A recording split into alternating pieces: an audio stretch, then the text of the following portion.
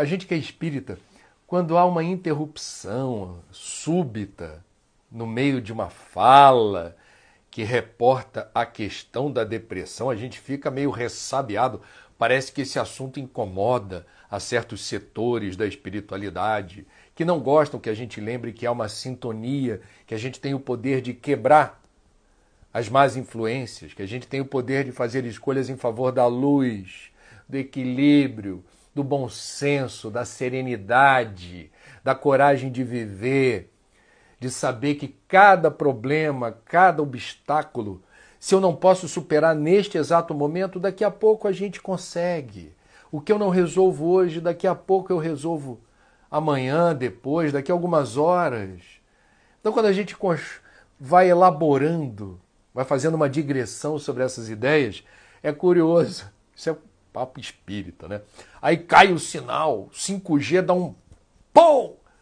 Quer dizer, aí alguém não gostou, o problema é de quem não gostou do lado de lá, porque a egrégora da luz está à frente, toma conta, quando a gente estabelece a sintonia.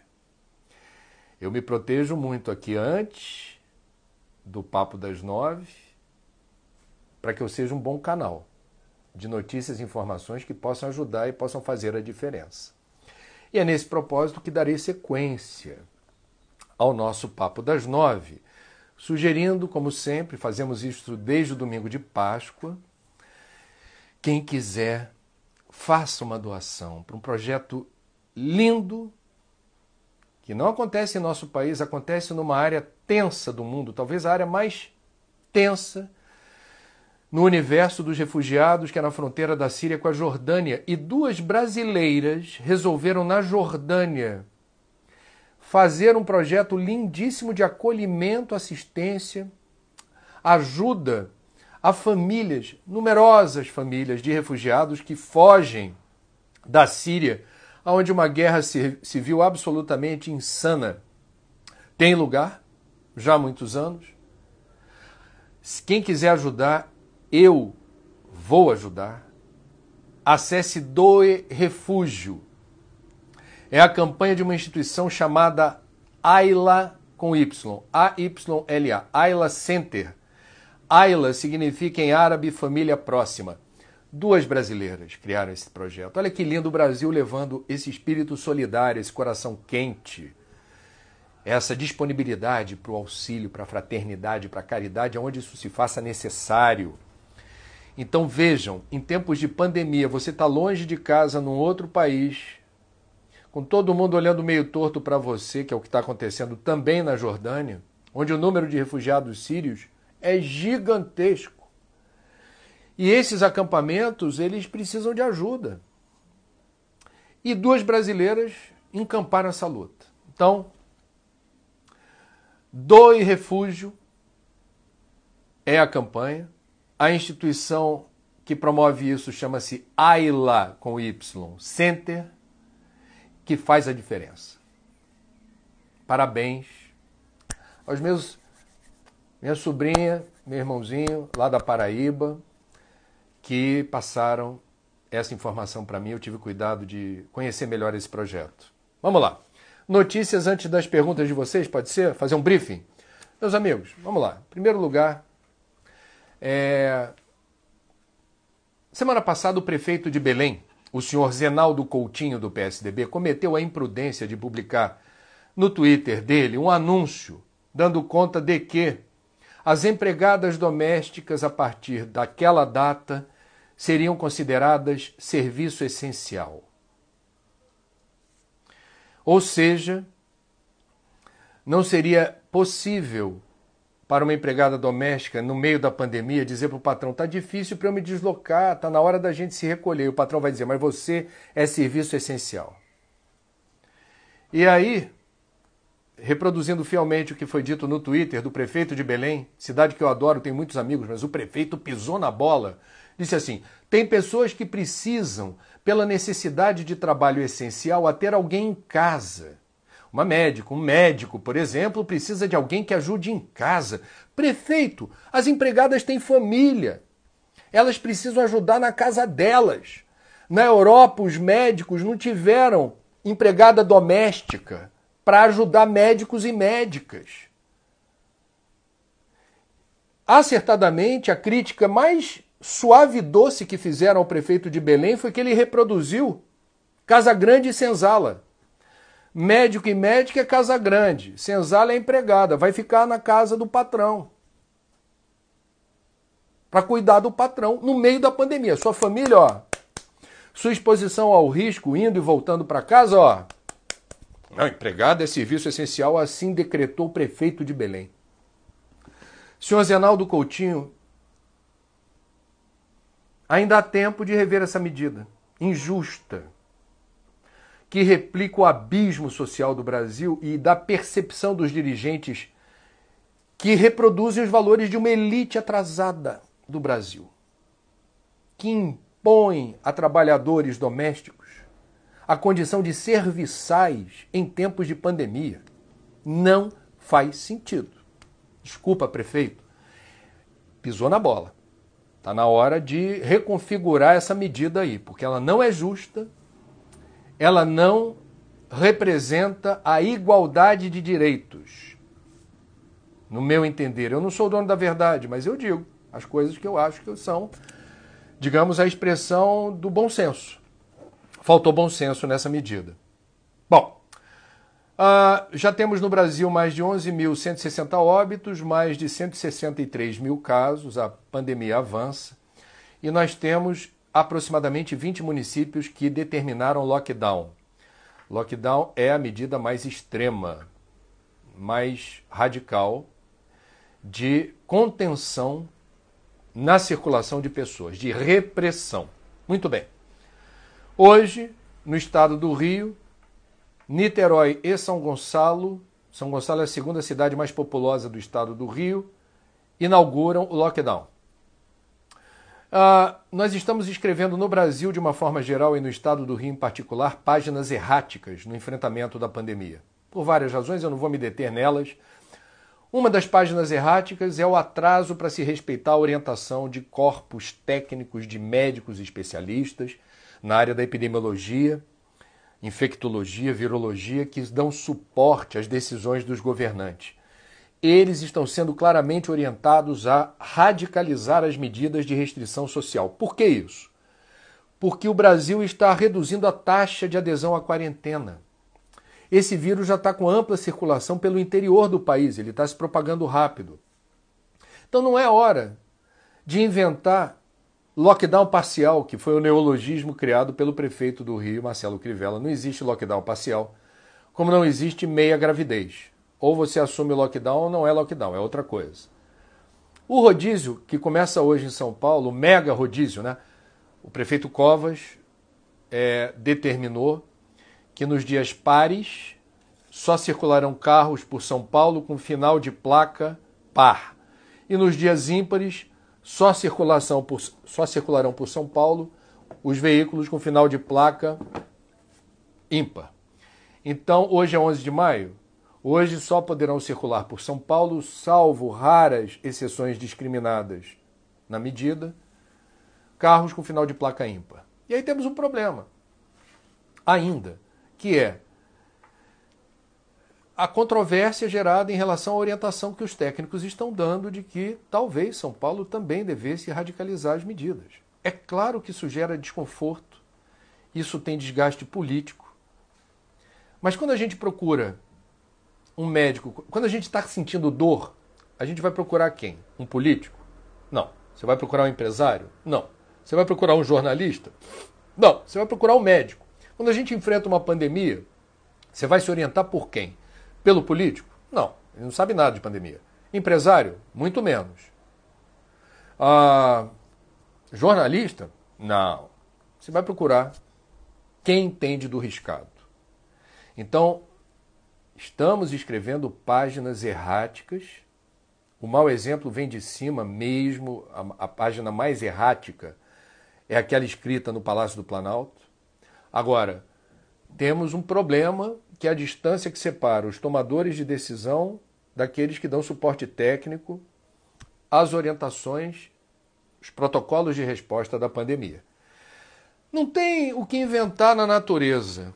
existe uma lei da física que Newton descobriu, que é a lei de causa e efeito, né? Ação e reação.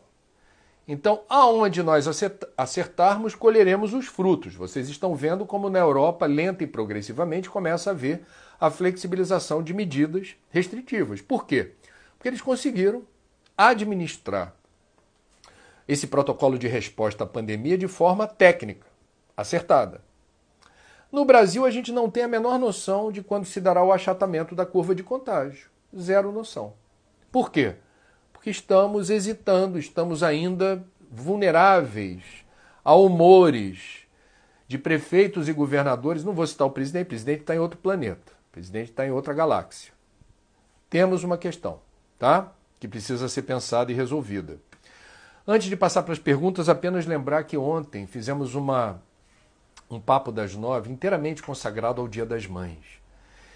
E eu me lembro de ter dito num dado momento como é lindo a gente imaginar o coração de mãe que perdoa, que não guarda ressentimento, não guarda mágoa. E isso vale para qualquer situação. A mãe do presidiário, a mãe do dependente químico, a mãe das crianças especiais. Mas faltou dizer algo que vocês reportaram, que depois eu passo o pente fino nas mensagens de vocês, eu gosto de ler. Durante fica esquisito, porque é muita mensagem. Para mim, não dá tempo. Mas as mães que adotam filhos, as mães que adotam, as mães que cuidam dos filhos dos outros, porque esse é um coração de mãe, assim, luminoso, porque você escolheu ser mãe, você escolheu, não é algo que aconteceu, não, você escolheu, e escolheu uma criaturinha, ou um menino já crescido, aí o mérito é ainda maior, que você vai chamar de filho ou filha. Você vai levar para sua casa, você vai educar. Isso é lindo, não tem palavras para descrever. O sentimento maternal que implica no cuidado com os filhos de alguém. Alguém que não é você. E a verdadeira maternidade ou paternidade é essa. Quem ama, cuida, não abandona. Quem ama é aquele que faz a regência de todos os cuidados para que esse menino, essa menina tenham o melhor ao seu alcance. Isso não tem preço. Vamos lá? Deixa eu ver se tem pergunta, né? Opa, vamos lá. Roseli, André, bom dia. Como fixar em nós tudo aquilo que estamos adquirindo nesse momento? Ué, como fixar em nós? O aprendizado, ele é intenso sim, porque a gente está aqui para aprender. A Terra é uma escola. A Terra também é um hospital, a Terra também é um presídio. Depende do gênero de encarnação de cada um. A Terra é uma escola para quem está aqui aberto para os ensinamentos.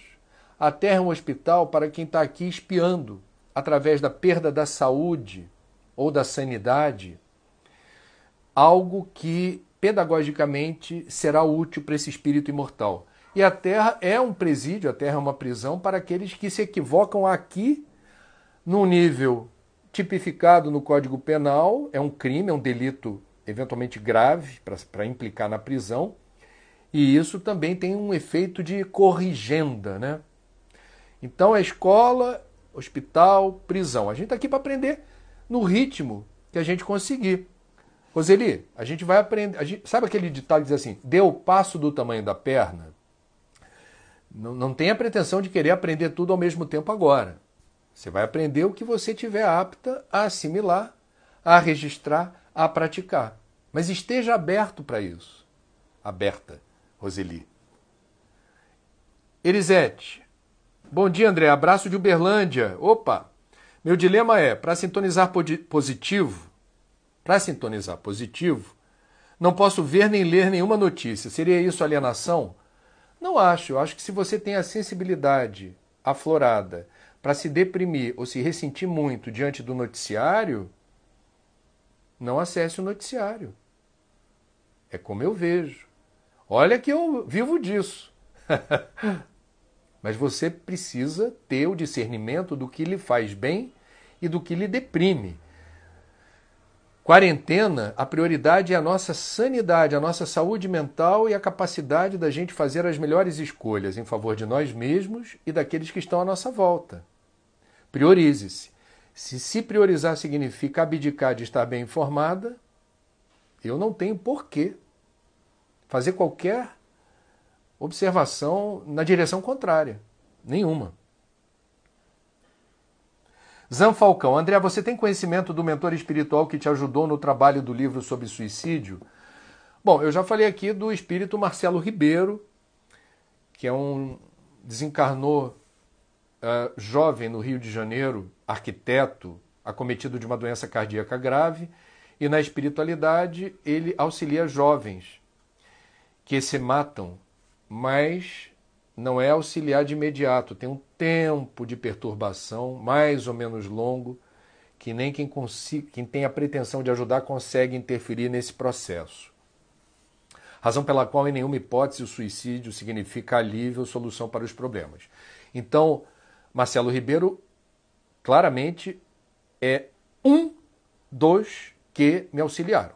A informação que eu tenho é que há um grupo de espíritos comprometidos com a prevenção do suicídio e de diferentes maneiras eles não só me ajudaram com o livro, continuam me ajudando toda vez que eu me predisponho, que eu me habilito com todas as minhas imperfeições, limitações e falhas, muitas, mas o que eles pedem de nós não é perfeição. O que eles pedem de nós é disponibilidade, que a gente se habilite ao trabalho. E o resto acontece. Olha, pergunta de Cambuquira, sul de Minas. Jonita Belato. Qual a visão espírita sobre a cremação? Dizem que o espírito precisa de um tempo para se desligar do corpo. A cremação interfere nisso? O livro chama-se Velório e ele traz uma psicografia de Francisco Cândido Xavier,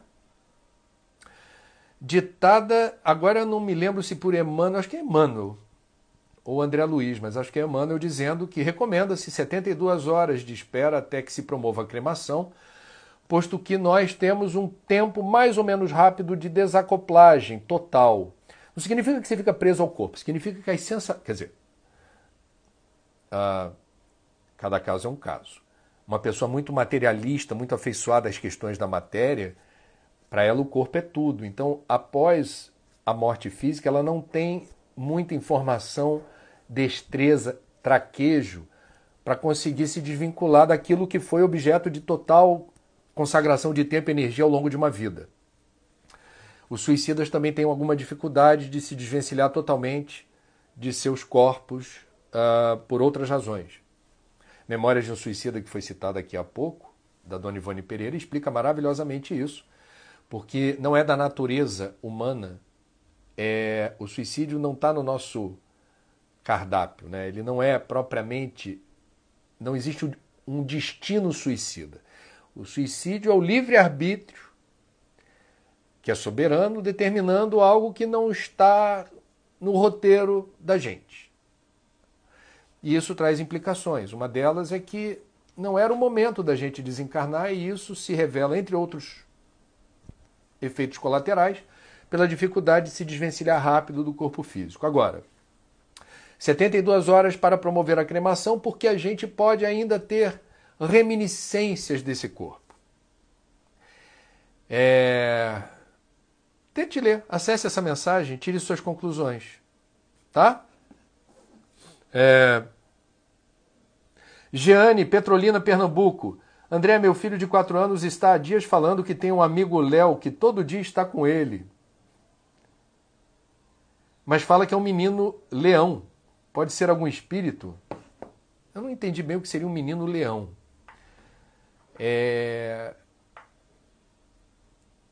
Muitos médiuns no passado foram internados em manicômios, em clínicas psiquiátricas, dopados. Chico Xavier correu esse risco. A mãe de Chico, em desdobramento, dizia: filho, quando eu aparecer para você, finja que não está me vendo, porque não vão entender a nossa conversa. Então a minha sugestão, eu digo isso com muito cuidado, porque você me deu fragmentos de um relato. Eu não me sinto autorizado a entrar em pormenores aqui. Mas vamos lá. Minha primeira sugestão. Se o seu filho relata estar vendo, converse com ele e tente apurar em detalhes como se dá essa conversa. Quem é essa criatura que ele diz estar vendo? O que ela diz? Se municie de muitas informações e vá procurar ajuda. Essa ajuda pode ser, aí é um critério teu, eu não vou interferir numa decisão que é sua. Se eu estivesse no seu lugar, eu procuraria um psicólogo e procuraria uma instituição espírita que segue a doutrina dos espíritos de Allan Kardec. Uma instituição confiável, você pode receber orientações, para checar com a psicologia da Terra e com a ajuda de uma instituição espírita o que está acontecendo com seu filho e com muita habilidade, com muito cuidado, não fazer disso um evento traumático. Não fique dizendo para as pessoas isso, não espalhe por aí isso. É um assunto da sua família, é um assunto íntimo de vocês. E eu sugiro que você então tente tirar a limpo essa história. Seu filho está tendo aquela fantasia, né?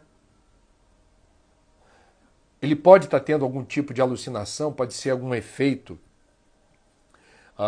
digamos, de uma fantasia exacerbada, ou não. Ou ele está tendo uma experiência sensorial mediúnica. Tire a limpo isso, psicólogo, instituição espírita. Vamos lá. Netes Borges, bom dia. Tenho depressão e compulsão alimentar. Estou engordando horrores e me afundando cada vez mais. Ainda não entendi se posso fazer exercício físico ao ar livre. Bom, eu já falei aqui que as pessoas que têm a necessidade de fazer exercício ao ar livre podem fazê-lo escolhendo horários ou lugares não distantes de casa de preferência, sem circulação de pessoas na rua, leve a máscara e faça o exercício. Fazer exercício sozinho, sem ninguém por perto, usando máscara, você não representa uma ameaça para a coletividade. Mas evite os lugares onde as autoridades municipais estão pedindo para as pessoas não chegarem perto. Praças, parques, orla de praia. Faça no seu playground, faça na sua rua, uma caminhadinha, repito, num horário alternativo com máscara. A depressão, eu não sei se você já teve o diagnóstico. Se tem o diagnóstico, siga o preceito do médico que você escolheu para cuidar de você. As orientações dele, eventual uso de medicamento, o que fazer se sente mais ansioso ou mais sem ação. A compulsão, ela, pela alimentação, ela me parece, tem tudo a ver com a quarentena, né? E ela também precisa ser reportada ao seu médico, para ver qual é o protocolo adequado para administrar a ansiedade no ato de comer. Ansiedade para comer é uma coisa, compulsão é uma palavra muito importante na área da psiquiatria, porque a compulsão significa não ter rigorosamente nenhum poder. Você está entregue ali, é algo que atavicamente te precipita na direção que você eventualmente sabe que não é melhor. Então cuidado com as palavras. Você falou, tenho depressão. Foi diagnosticado ou você que acha? Tenho compulsão. Foi diagnosticado ou você que acha? A gente se apropria das palavras nem sempre tendo conhecimento sobre o que significam. E a gente não pode achar nada, porque a gente não é especialista. A gente tem que ter um diagnóstico. Tem que ter cuidado com isso. A gente, às vezes, se aventura no autodiagnóstico. Ivana, André, a que você deve o modo de agir do brasileiro frente à quarentena? Ignorância, alienação ou egocentrismo? Difícil, né? Acho que tem um pouco de tudo. O fato é que o Brasil está falhando no cumprimento das orientações de quarentena. Nós estamos deixando um legado ruim de negacionismo científico, desprezo pela ciência, um péssimo exemplo dado pelo presidente da República. Não teve churrasco, mas teve jet ski. Assim, o exemplo que se espera das pessoas. As pessoas precisam dar o exemplo. As pessoas que ocupam cargos públicos precisam dar o exemplo, né? Então, é difícil. Eu acho que tudo que você falou vai ter algum ingrediente, em maior ou menor grau, associado ao que você disse aqui. Ignorância, alienação ou egocentrismo. Eu só acrescentaria a necessidade. Algumas pessoas, como eu já disse, especialmente aquelas que vivem em comunidades de baixa renda onde não há poupança, não tem sobra de caixa, não tem comida na geladeira, essa pessoa não pode ficar dentro de casa esperando o quê? Ela vai tentar pegar comida. Ela vai fazer alguma coisa. Então, a gente, com muito respeito, vai reconhecer que em alguns casos existe não há outra opção senão ir para a rua tentar comida, tentar um trocado para comprar alguma coisa. Não há como a gente negar isso. Renata Capi, ou Capi. André, muitas pessoas, inclusive eu, tendo pesadelos. Será a energia do mundo? Olha, pesadelo a gente tem desde que nasceu, gente. Pesadelo faz parte. O pesadelo, ou digamos, o capítulo dos sonhos, onde está inserido o pesadelo, ele tem diferentes leituras e interpretações. Se você perguntar para um psicólogo o que é o sonho ou o que é o pesadelo, ele vai ter uma resposta. Se você perguntar para um espírita o que é o sonho, ele vai ter também uma resposta sem negar o que o psicólogo diz, porque a ciência psicológica, os estudos de Freud, Jung e outros que mapearam o inconsciente e mostram que o sonho e o pesadelo é um sonho. Tá? Quando você sonha, você pode ter um sonho ruim, que é o pesadelo. Eles trazem informações muito importantes e relevantes para a compreensão do seu momento, dos seus sentimentos, da sua vida. Então, já que você me pergunta, eu digo, depois da pandemia vai ter pesadelo também, eu e você. E a gente não tem que ter medo do sonho ruim, a gente tem que ter a consciência, a inteligência. O que este sonho ruim me diz? Que informação ele me traz das profundezas do meu ser, do lado oculto da minha lua? E que uso farei dessas informações? Século XXI. A gente tem informação, a gente tem conhecimento, a gente tem a quem recorrer. Não tenha medo de ter sonho ruim. Agradeça quando você se lembra do sonho ruim. Anote num caderninho o sonho ruim e relate o sonho ruim, de preferência para alguém confiável, que esteja na condição de terapeuta, psicanalista, psicólogo, para ver o que ele tem para te dizer. Eu diria que é uma bênção lembrar dos sonhos, bons ou ruins. A Vera Múria, André, o que você sabe dos avanços do coronavírus na África? Não estou informado sobre os últimos dias. Juliana Reis, mas André, se continuar funcionando o comércio com os devidos cuidados já ajuda, não? O problema é que as pessoas não colaboram. Vamos lá, com muito cuidado, Juliana. Não é assim. Não funciona assim. De que cidade você está falando comigo? Começa por aí a questão. A sua cidade está enfrentando a pandemia de que jeito? Quantos contagiados, quantos mortos, quantos leitos disponíveis? São variáveis que entram numa equação que determina se é ou não o momento de flexibilizar e de que jeito. Não é assim, flexibilizar o comércio, tudo bem. Não funciona assim, tá, Juliana? Em cada lugar do Brasil temos, digamos, que preencher um formulário atualizado a cada dia para verificar. Já inflexionamos a curva de incidência do coronavírus? Se a resposta não é para abrir comércio. Achatamos a curva? Sim, mas ainda não é para abrir o comércio. Começou a declinar? Estamos fazendo testagem, estamos acompanhando a redução do número de casos de contágio e mortes. Temos leitos suficientes no hospital para encarar uma eventual reincidência? Aí a gente começa a conversar sobre isso. Não é achismo, é ciência. O Renato, de São Paulo. Como será que está o trabalho nas colônias espirituais acima do Brasil? Todo período que há desencarnes em massa Isso aconteceu na Primeira e Segunda Guerras Mundiais e outros conflitos armados com muitas vítimas, inclusive na Síria.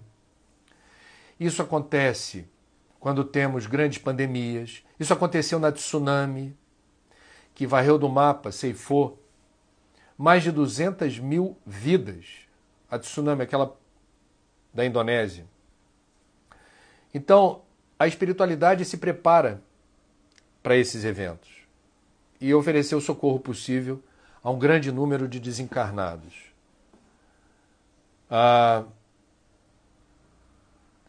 Edno Oliveira, André, será possível a pessoa reencarnar no prazo de 2 anos? A literatura espírita reporta que sim, mas não é o usual.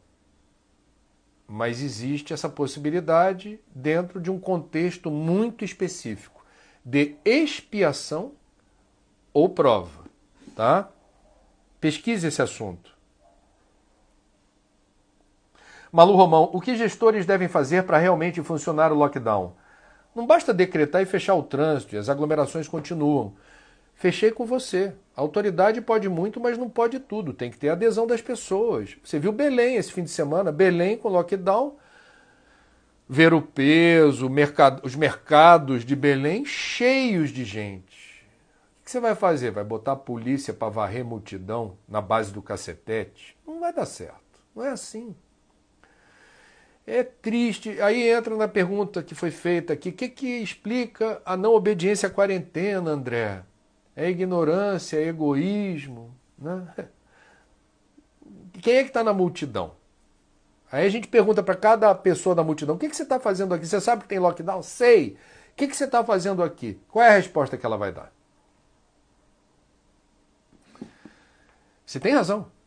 O lockdown é uma sinalização ainda mais severa. Mas cada um, como é que uma polícia ou uma guarda municipal vai controlar a população de uma cidade inteira?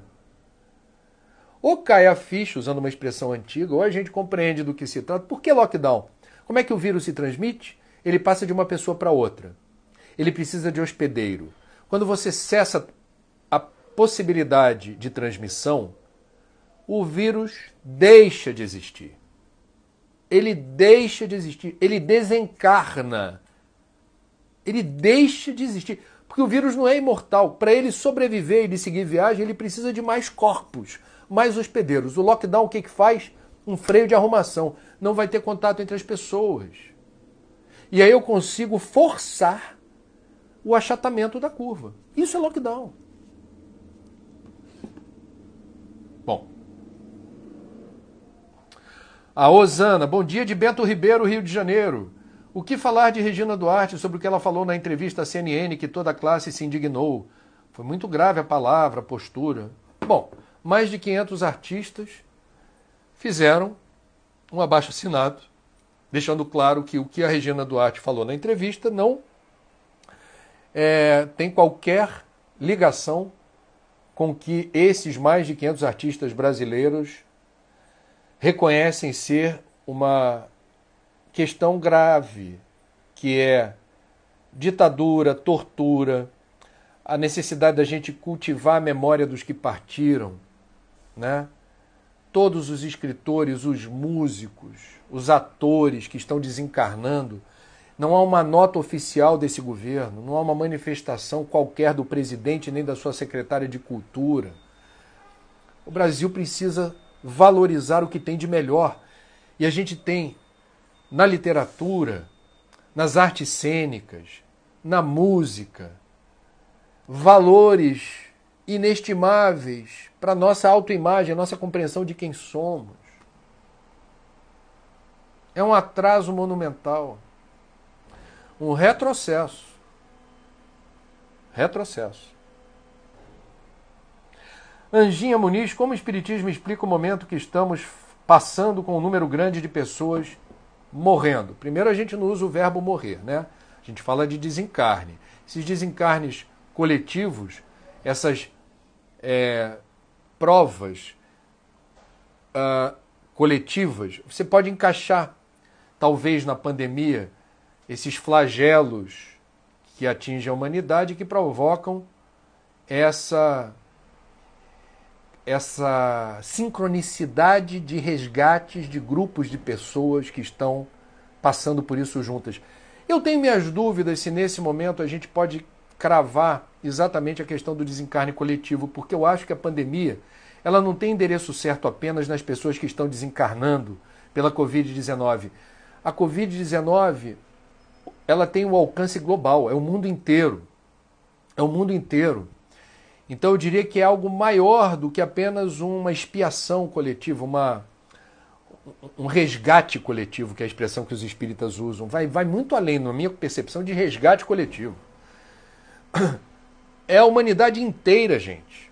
Todos nós estamos sendo direto ou indiretamente tocados pelo viruzinho. E o viruzinho trouxe para nós oportunidades incríveis de reconfiguração da programação em nível individual e coletivo, no sistema econômico, na geração de emprego e renda, na percepção do que é mais urgente, tudo aquilo que a gente desprezava antes. Pobreza, miséria, falta de saneamento. Gente que enchia a boca para falar mal do SUS. O que seria do Brasil sem o Sistema Único de Saúde nesse momento? Tudo isso está no mesmo pacote. Tudo isso está no mesmo pacote. Vai além, na minha percepção. A Bela de Oliveira vai na mesma direção. Qual a visão espiritual dessa pandemia? Já era algo previsto para a Terra? Penso que sim, o acaso não existe. Quando eu abro o livrinho aqui, Minutos de Sabedoria, antes do Papo das 9, já era algo previsto. O estudo que a gente faz aqui, o que parece ser, digamos, obra do acaso, não é. Portanto, nas pequenas coisas o acaso não existe. Que dirá nos eventos que impactam a humanidade inteira? Quer dizer, temos aqui uma conjunção de fatores complexa e que nos insere nos desígnios dessa inteligência superior, chamada de Deus. Deus não dá ponto sem nó. Deus está no comando. Tudo acontece por um motivo e uma razão. E nós estamos sendo hoje testados na capacidade da gente dar as melhores respostas a essa situação que nos é adversa. Apazigua o teu coração. Tenta buscar a melhor sintonia, a melhor frequência para a sua mente. Se fixa no momento presente, que é um presente, aqui e agora. E, de alguma forma, busque dentro de você as melhores respostas que você possa dar para o desconforto, as adversidades emocionais, morais, materiais, as adversidades, as situações que lhes são cansativas e hostis. Mapeia isso. Se quiser, escreve num pedaço de papel. Coloca uma listinha. As coisas que você, dia a dia, está aprendendo com a pandemia. Coloca lá o que ela já te ensinou. Numa coluna. Na outra coluna, coloca os desafios que ela ainda provoca. O que ainda te incomoda, o que ainda te abala. Coloca, escreve isso. Bota lá. Deixa passar, toda vez que você tiver uma nova ideia a respeito do aprendizado da pandemia, escreve lá. Eu conheço pessoas que estão fazendo o diário da pandemia. É super legal essa ideia. É uma forma de você, a cada dia, registrar o que está acontecendo no seu íntimo. O que está acontecendo dentro de você. E isso é autoconhecimento. E me parece que uma das grandes lições, é uma percepção minha, sem nenhuma pretensão de estar falando uma verdade absoluta. Talvez o maior aprendizado que nós estejamos nos deparando hoje por conta do coronavírus, da pandemia, do isolamento social, do eventual lockdown, da perda dos entes queridos, um noticiário pesado que traz essas informações sobre tudo o que nos acontece hoje, seja, repito, pensarmos que vida vínhamos levando, que prioridades tínhamos ao longo dessa existência pré-pandemia, que percepção a gente cultivava do mundo, da humanidade, da nossa família, do nosso trabalho, dos nossos vizinhos. da nossa religião, se você tem alguma, da nossa fé, se você tem alguma. Porque hoje é que a gente tira à prova tudo aquilo que a gente achava que nos sustentava, que bastava, que era o alicerce para uma vida inteira.